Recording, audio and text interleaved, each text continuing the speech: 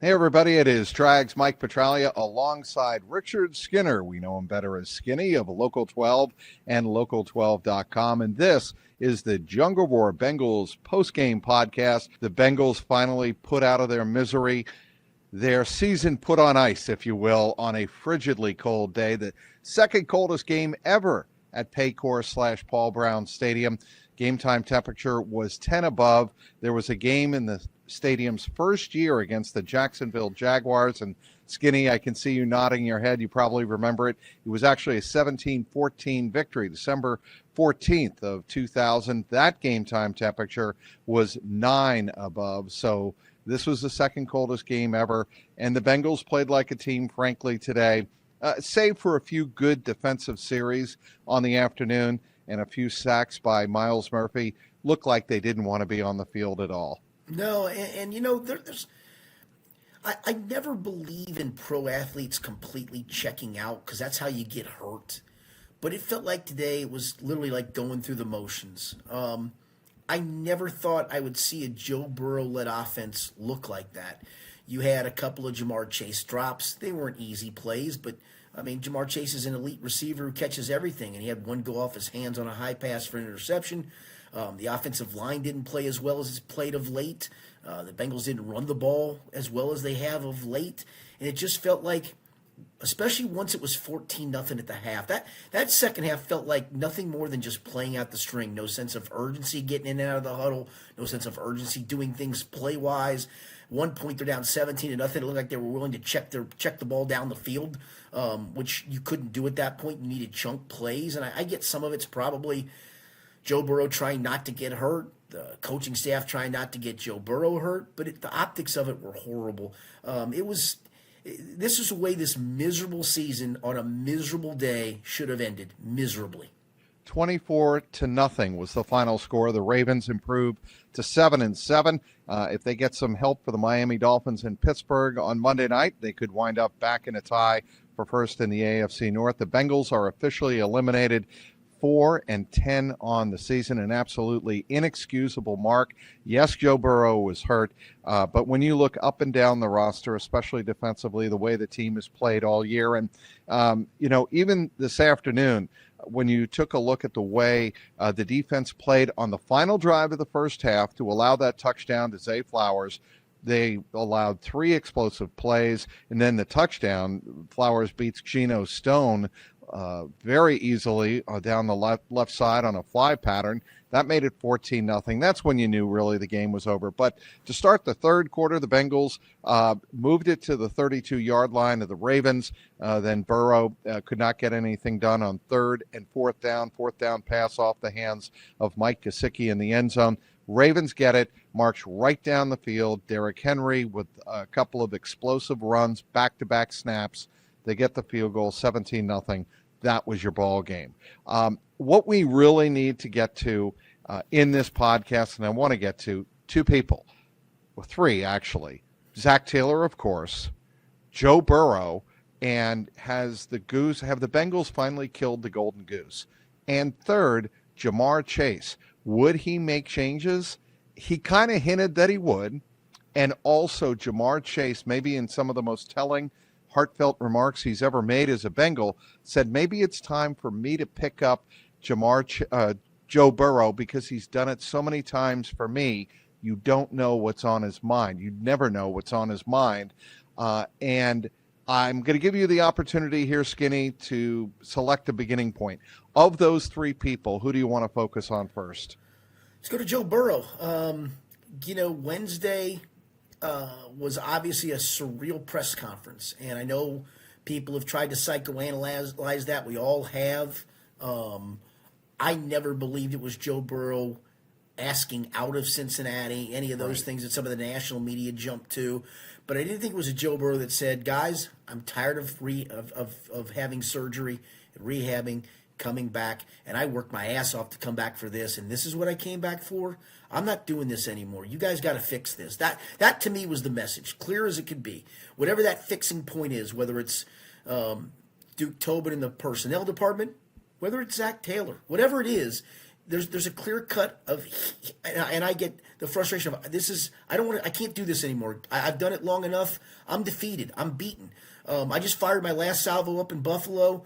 Played probably as well as I can play, other than the pick six, and he's culpable for that. Nobody's going to tell you he's not culpable for that. It was still a great play. I thought that left him broken, and I thought he played today like a player who was completely broken. I thought the opposite was going to happen today. Like, he had his sullen press conference, woe is me, woe is us, and then come out and grit his teeth and go, by God, we're going to win this game, and I'm going to figure it out. And instead, I got a very shrug the shoulders Joe Burrow performance today. A very disappointing Joe Burrow performance. And I'll give him credit. He pointed the finger inward. He didn't point the finger anywhere else.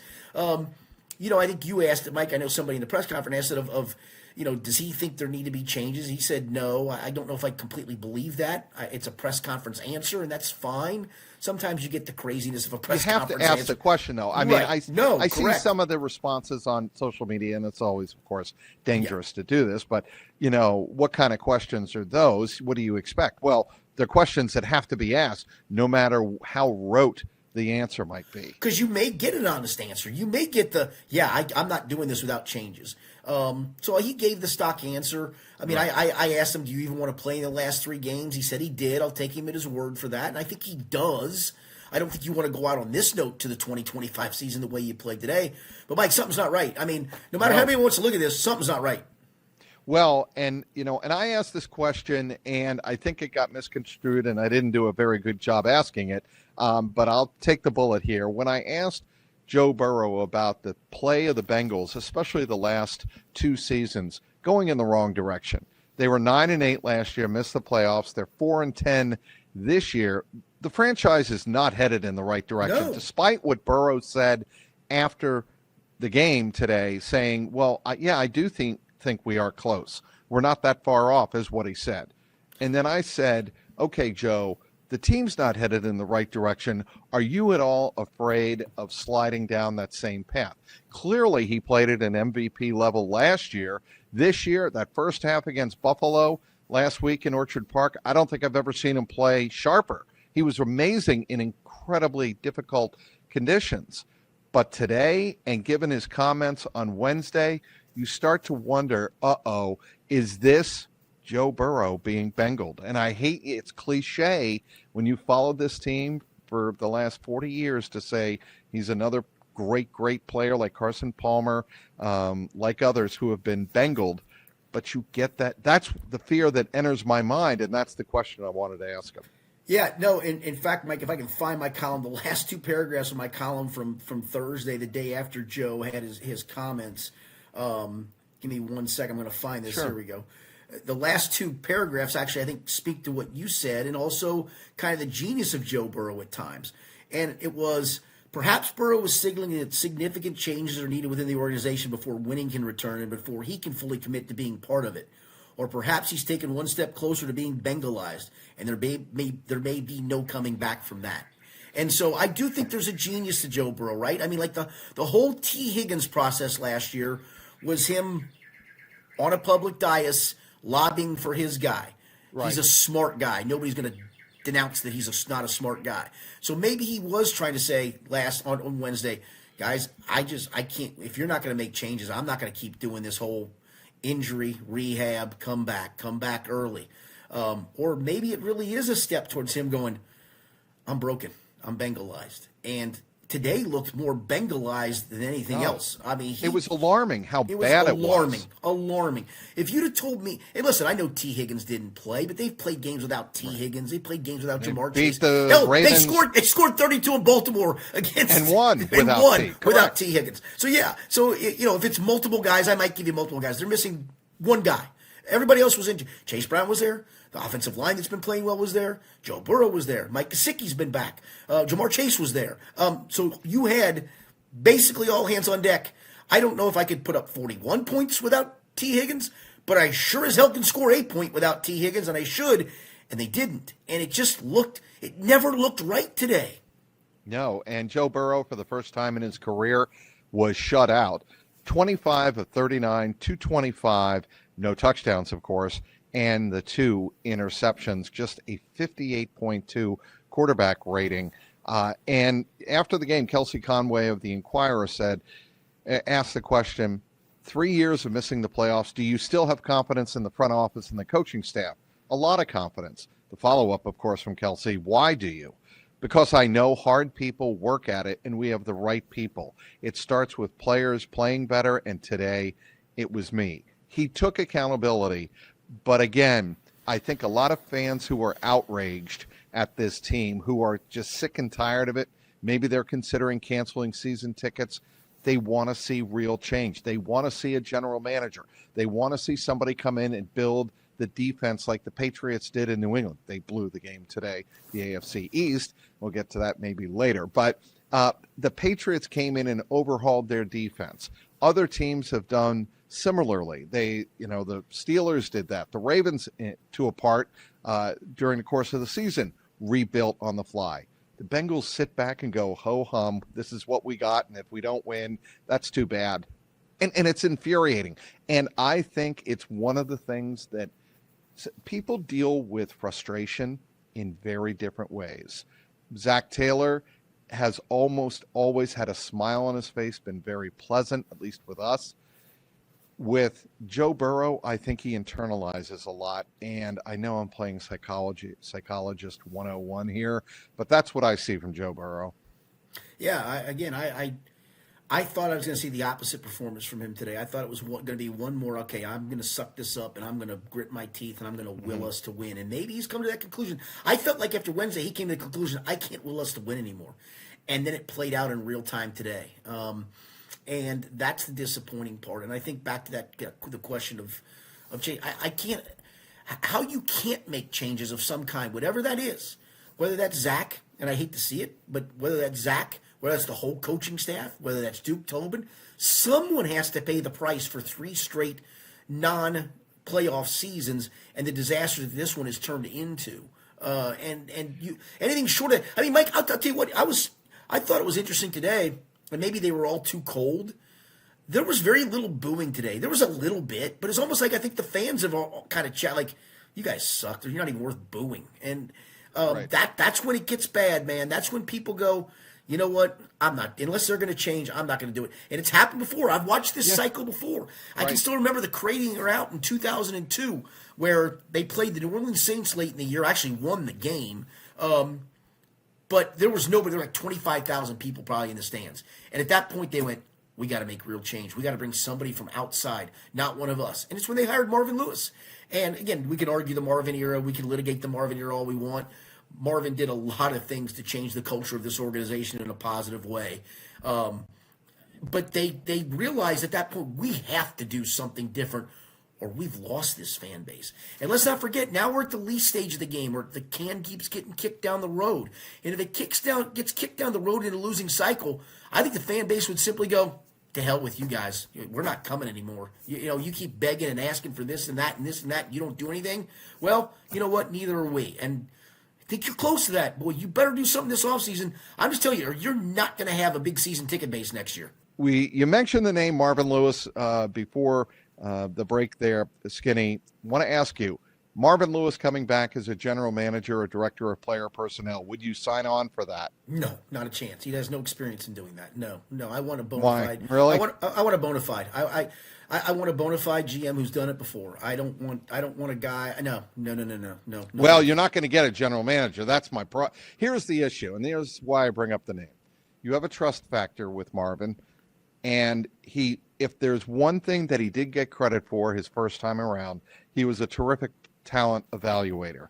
His coaching, his decisions, his preparation of the team, that came under scrutiny certainly in the last 5 to 7 years. His inability to win playoff games, that came under scrutiny. But in terms of building the roster, I think Marvin Lewis did a pretty good job and had a voice in that. Skinny, you were around more than I was. In a different era to me. I mean, I need a modern mind. I need an analytics mind. I need more scouts. Here's my answer. My retort to that, my response to that is you're not going to get probably a much bigger scouting department. You're not going to get a true general manager. And if you're not going to do that, here's what I think. Mike, Go ahead. I think this would be nothing more than a retirement job for him, and I think he'd coast through it. I really do. I just don't see it as something that he would take all that seriously. I'm sorry for that. I don't. I just don't think. If he was serious about this business, in my opinion, I think he would have fought hard to get back in the game as a defensive coordinator, try to work himself back into a head coaching position. I think he got himself a cushy job at Arizona State. Then he got a cushy job with the Raiders. Now he's doing some national radio. And I don't blame, look, got money in the bank, bro. I don't blame him an ounce for that. But I don't want that guy to be in charge of my football team. No.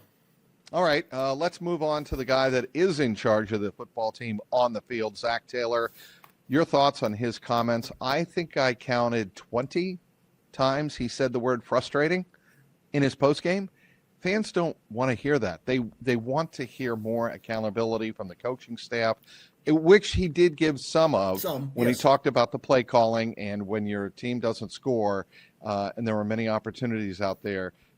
It starts with me, the play calling and how we design the plays. But I just don't sense that the players respond to him in a way that they would respond to a Tomlin or a John Harbaugh on the other side of the field today, or other younger coaches. And when you have a team that looks as lethargic and apathetic as the Bengals appeared today, the coaching has to come under fire. And it certainly has to come under very close scrutiny, if nothing else. And a lot of fans have long called for a change at the head coaching position. How did you see Zach Taylor's comments today? Yeah, if somebody had asked me this week, I would have said, no, I don't think he gets fired. I don't even think he's on the hot seat. But after today, when you lose as ugly as you lost, and you can't point the finger at the defense, you can point the finger at Zach Taylor's offense.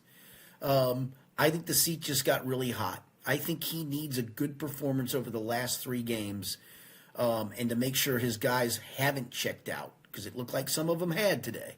I think to come back. Now, I say that fully knowing he has another year left on his contract. Mike Brown doesn't like to pay people not to work. You can always use the Burrow injury as an excuse, but he's back from that injury, and that's not an excuse today. But you can always use it as an excuse for how the season slipped away for the most part. And take one more swing at the axe. The fact that Joe, I do think he's got a great working relationship with Zach, and there's something to be said for that. But boy, when your unit, and it's your unit, when your unit and your play calling produce nothing, and if it does similar things over the next 3 weeks, then I think that's the guy who probably will bear the brunt, even though I still point the finger more at Duke Tobin than I pointed at anybody else in this organization. I would agree with that 100%. I think Zach is a very, very, very bright football mind, but at some point there has to be accountability. Either has to be players losing their jobs or getting benched for an extended period of time. He's done that, I guess, in stages with Cam Taylor-Britt. You could certainly say he's done that, but he's not going to do it with a veteran like Geno Stone, because I think there's fear in that locker room that if he loses Geno Stone, he loses the whole defensive back room, which to me is silly when you have a 4-9 team. I get it if you're, hovering around 500. And it's a very delicate situation. This is not delicate. This is bring in a sledgehammer, tear it down, build it back up, and bring in guys with character and winning character. And I think right now the Bengals are sorely lacking in that department.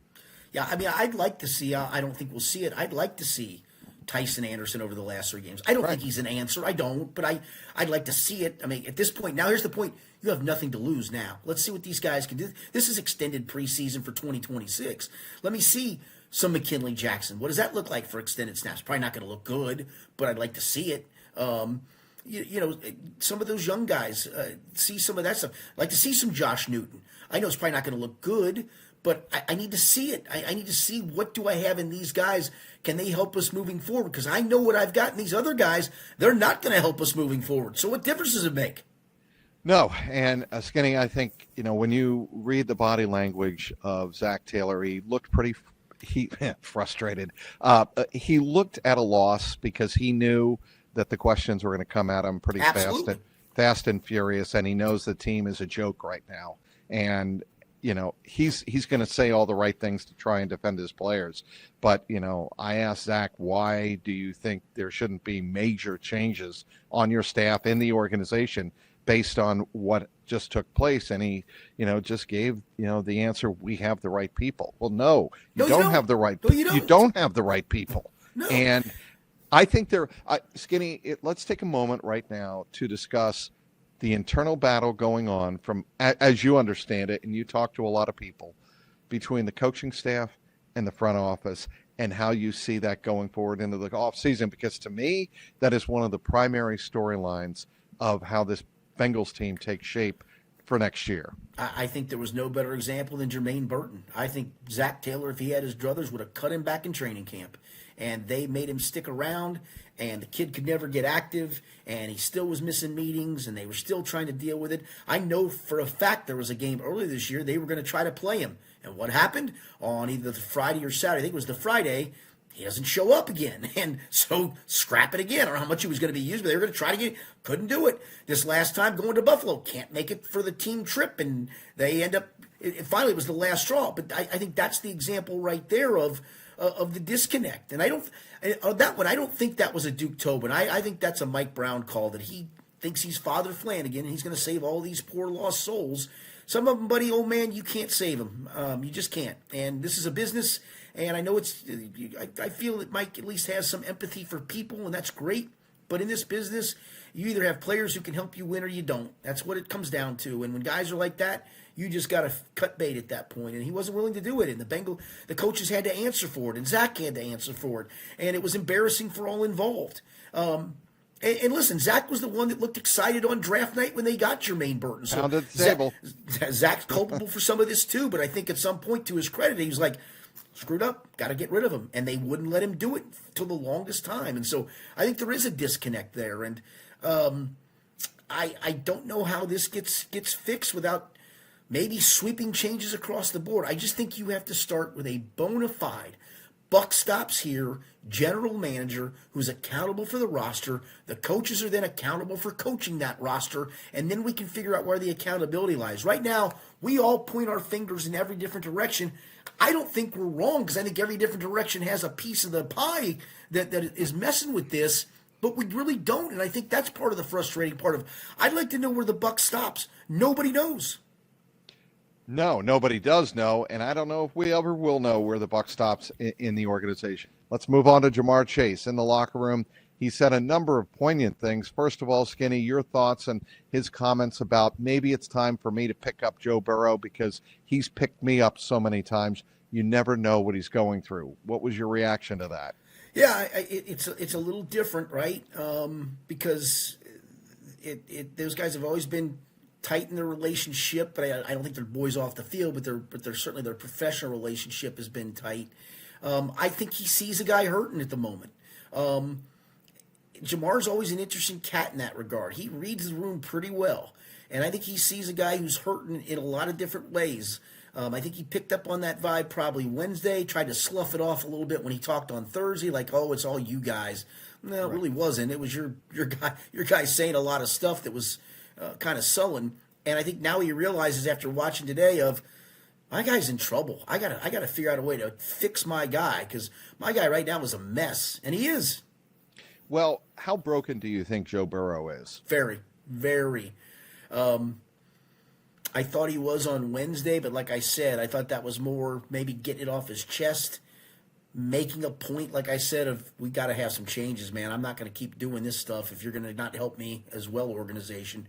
And then today to see this, it was depressing if you're a Bengals fan, because you can come back from this. He's a great player. That part's not changed. But today I saw a Joe Burrow who just literally was going through the motions. This felt different than the 38-3 loss at the end of the 2020 season, where, obviously it was a Baltimore team that was headed to the postseason, and the Bengals were without Joe Burrow. He had already been lost with an ACL. But the Ravens at Paycor just completely boat racing you out of your own building. This was your back against the wall. This was last roundup time, last gasp time. You still had a legitimate chance with a win today to maybe pull this off. And you got that? You got that performance? I mean, it's inexplicable. It's just inexplicable. And I'm super interested if Joe plays these last 3 games. I have no reason to think he at least won't play the next one and maybe the next after that. And we'll see what happens in the finale against Cleveland. What this looks like. Because if it looks like it did today, then they got a whole lot of mental fixing to go on with this cat. Because this was not right today. I have always thought the Bengals have been awful, terrible, one of the worst in pro sports at reading the room. Like they don't care about PR. There's one team, if there's one team in pro sports that does not give 2 hoots about public perception, it is your Cincinnati Bengals. Go ahead. No. Well, what I'm saying is, I don't think they care if Joe Burrow looks demoralized. The bottom line is the bottom line, and you're getting paid $55 million. I'm sorry, but you're getting paid $55 million. And I'm like, well, do you want to give the guy the tools offensively and defensively to win games? Another quote that stuck out to me like a flashing beacon. When asked, why is it so difficult? I think Marshall Kramsky of Channel 9 asked it. Why can you not play complimentary football? Joe Burrow says bad teams like us cannot play good team, or bad teams like the Bengals, like we are, play bad football. And we can't do things complimentary because we can't execute. And I thought it was a flashing beacon from Joe Burrow in that answer. Yeah, no, I remember that one too, because I'm not a big guy. That question makes me roll my eyes a lot of times because you see complimentary football is when you see it. I don't think teams can't just go out and go, hey, we're going to play complimentary football today. You either do or you don't. So I think that question sometimes is silly, but the answer was great because I thought that was poignant as well, that you could just see that's how resigned Joe Burrow is, that we're a bad football team. I mean, that's what bad football teams do. They play bad football. They make bad plays. And that, to me, again, sounds like a guy who's extremely defeated. I do want to go back to your PR point, Mike. So coming off the Thanksgiving night game, the Bengals had an extra practice on that Monday. And remember, it had snowed a little bit, and there was snow. You actually went in the stands and shot some video that day. A bunch of us other weaklings went up to the press box to be warm. But I kind of joked of snow on the seats, and somebody said to me, well, they got time to clean it off for the next game. I'm like, well, sure, I get that they do. Well, then you had a snowstorm that was pretty well predicted that was going to take place a little bit on Friday morning, a whole lot of it on Saturday, and you were going to play a game on Sunday, and you couldn't be bothered to hire people to go clean those seats off despite it being an NFL rule, and you basically said, yeah, you guys clean it off yourselves or get an usher to clean it off. What an absolute crap show that is.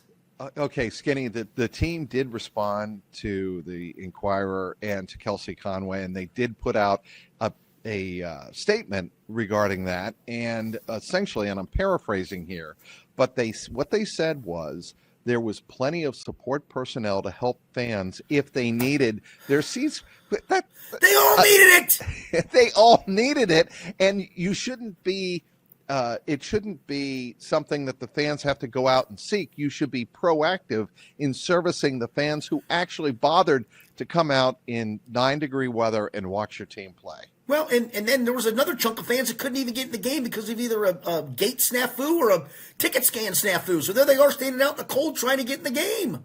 I mean, you actually had people wanting to come watch your crap product today on a cold day, and you screw them over like that? Shame on you. So I go back to this, Mike. This is kind of the point of the column I'm writing today. We having fun yet? Anybody who came today, did you have fun? Did you have fun cleaning your seat off? Did you have fun trying to get in? Did you have fun watching that slop today? Anybody have fun? Joe wants to have fun. He's not having fun. Did any of you have fun? It sure didn't look like fun. Well, I said earlier, and I was wrong. And wasn't the first time, won't be the last. I was wrong. I know where the buck stops. The buck stops with the Brown-Blackburn family, and we all know that. And so any changes that get made, the final decision is theirs, and they know that they could change this all tomorrow if they decided in the offseason we're hiring a GM, we're expanding, we're doubling the size of our scouting department from 5 to 10, 6 to 12, whatever the number is. And they could do that tomorrow, but will they? Probably not, because it doesn't help them, they think, add to their bottom line. Yeah, and that's the disappointing part is they just doesn't feel like they will go the nth mile to get the job done. I know they get the label as being cheap. I don't think they're cheap when it comes to salary cap. Yes, they're under it sometimes. I think to their credit, I think they manage the cap well. But like little stuff like today, I mean, just hire a group of people to work overnight. There's people that would be willing to go do that and will get up in the morning or whatever, get up in the morning, clean those seats off, have everything, shiny and dry. That's the other part. It's one thing to get the snow off of there. I mean, it's another for those seats to then be dried off after that. I can't imagine the towels these poor people have to use. Poor Usher, he can't do. Family of four come in. I'm going to do all your seats, and then now I'm going to have to tip this guy $25, and rightfully so. And good for him. Maybe he makes a little bit of cash. But at the same time, why can't you do the right thing? Why is it so bloody hard? You're so hard-headed in your ways, and it doesn't work. Well, I mean, but again, they are not a PR franchise. They are a PR franchise or a football franchise that has so much disdain for PR and doing things to please the fans. They would rather do what they think will bring fans into the game. And that is not the way to run a long-term successful franchise. Winning will. Winning. I don't need orange outs and stripe the thing and stripe the jungle and blackouts and whiteouts and side outs and hustle. Just go get people that can find a way to win you games, and I guarantee you the fans will come. They started coming when you started to do that, when you went to a Super Bowl, when you went to an AFC Championship game, despite you gouging their eyes out by continuing to raise ticket prices to the point where people go, yeah, I'm in. Well, guess what, buddy? These people are now going to be out. Good luck. Okay, I'm going to read you a quote, and we'll finish with this from Jamar Chase. And the reason I want to bring this quote up is because I think it's very telling of where his mindset is, where I think a lot of the players' mindset is regarding how this season unfolded, I should say, and what might happen in the coming weeks. This is Jamar Chase being asked on whether or not, if he had the authority, would he make changes in the organization, whether it's the team or front office, going forward based on a 4-10 record. The quote is, if I had a say-so, it would probably be something, but I can only control what I can control. Your thoughts? Yeah, those are tough questions. They need to be asked. To your point, you're probably never going to get the honest answer. That's pretty close to an honest answer. It is, and that's why I'm quoting it, Skinny, because I think if you read very thinly, the nuance of that quote from Jamar, he is saying something there.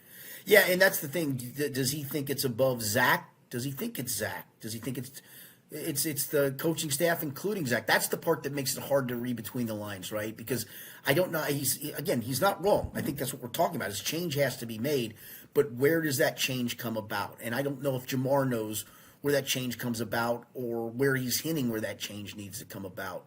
We're going to find out, I think. I mean, if January 4th or 5th comes along and you don't see some level of change in this organization, well, then shame on you if you keep coming and watching this crap, folks. I really find it painful to kind of say this, but the only way that anything is going to change of significance is if something happens with Joe Burrow. Well, if he says something, right. Well, if something more happens and he really holds their feet to the fire and says, I can't do this anymore, and comes out publicly and says that, like, he has hinted at it, but he has stopped short. It had nothing to do with Cincinnati. It had to do with my football mindset, which is what he said after the game today. But if he takes another step and says, yeah, I can't take this losing, that's something different. He didn't say it had nothing to do with the Bengals. He said it has nothing to do with Cincinnati. Which I think to his point is, I think, the fans have supported him. They've been great to him. He's been, they love him. They love what he stood for. So I think that was he didn't say Bengals. He said Cincinnati. I think he wanted to make it clear to the fan base, this isn't on you guys, man. This is somewhere else. This is football related. So I thought that was interesting too. All right, we'll leave it at that. Skinny, what are you working on for local12.com? just the column of just, are we having fun yet? I mean, no, we're not having fun. And you've broken some people, Bengals organization, and you better find a way to fix it and fix it fast. And you might have broken your most important piece, but Yeah. we'll leave that continuation of that conversation of that subject for another day.